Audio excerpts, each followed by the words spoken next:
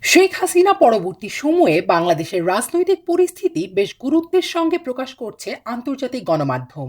সে ধারাবাহিকতায় ত্রয়োদশ জাতীয় সংসদ নির্বাচনের ভোট গ্রহণ ও গণভোটের খবর আন্তর্জাতিক বিভিন্ন গণমাধ্যমে গুরুত্বের সঙ্গে প্রকাশ হয়েছে। Reuters, the Guardian, BBC, Al Jazeera, NDTV, Arab News, the Hindu সহ বেশ কয়েকটি প্রভাবশালী গণমাধ্যম দিনব্যাপী এটিকে প্রধান খবর হিসেবে প্রকাশ করে। 12 ফেব্রুয়ারি ভোট গ্রহণের সময় থেকে অধিকাংশ গণমাধ্যমই লাইভ ব্লগে খবরটি প্রচার করেছে।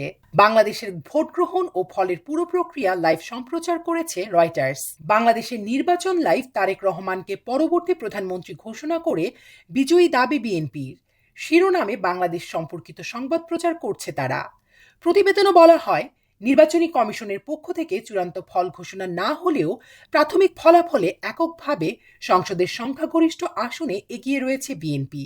এই নির্বাচনকে 2024 সালের গণঅভ্যুত্থানের পর দেশের প্রথম গণতান্ত্রিক পরীক্ষা হিসেবে দেখা হচ্ছে, যা দীর্ঘদিনের রাজনৈতিক পরিস্থিতির পর ক্ষমতার ভারসাম্যে বড় পরিবর্তনের ইঙ্গিত দিচ্ছে।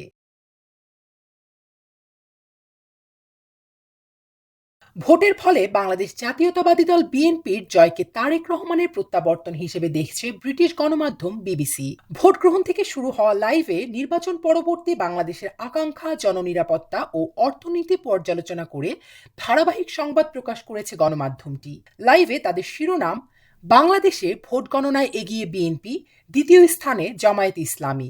আল জাজিরা তাদের লাইভ সম্প্রচারের শিরোনাম দিয়েছে, নির্বাচনের সংখ্যাগরিষ্ঠতার দাবি বিএনপির, সরকার গঠনের প্রস্তুতি। আনুষ্ঠানিক না হলেও প্রাথমিক এ ফলাফলকে বাংলাদেশের রাজনীতিতে ক্ষমতার ভারসাম্যে বড় ধরনের পরিবর্তনের ইঙ্গিত বলে অভিহিত করেছে কাতার ভিত্তিক গণমাধ্যমটি। আরেক ব্রিটিশ গণমাধ্যম গার্ডিয়ানের প্রধান সংবাদে বাংলাদেশের নির্বাচনের ফল, হাসিনা পরবর্তী প্রথম নির্বাচনে বিএনপির জয়ের দাবি শিরোনামে প্রতিবেদনের বাংলাদেশের বর্তমান রাজনৈতিক পরিস্থিতিকে গণতন্ত্রের পরীক্ষা বলেও উল্লেখ করেছে গার্ডিয়ান। বাংলাদেশের নির্বাচনের ফলকে গুরুত্বের সঙ্গে প্রকাশ করেছে ভারতীয় গণমাধ্যম এনডিটিভি।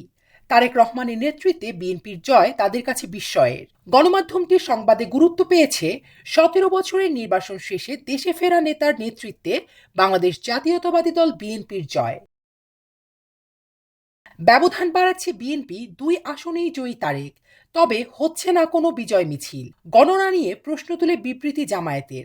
আনন্দবাজার পত্রিকার শিরোনাম, ভারতের প্রায় সব সংবাদ মাধ্যমে গুরুত্ব পাচ্ছে বাংলাদেশের সংবাদ। পাকিস্তানের গণমাধ্যমগুলোর প্রধান প্রতিবেদনে রয়েছে বাংলাদেশের নাম।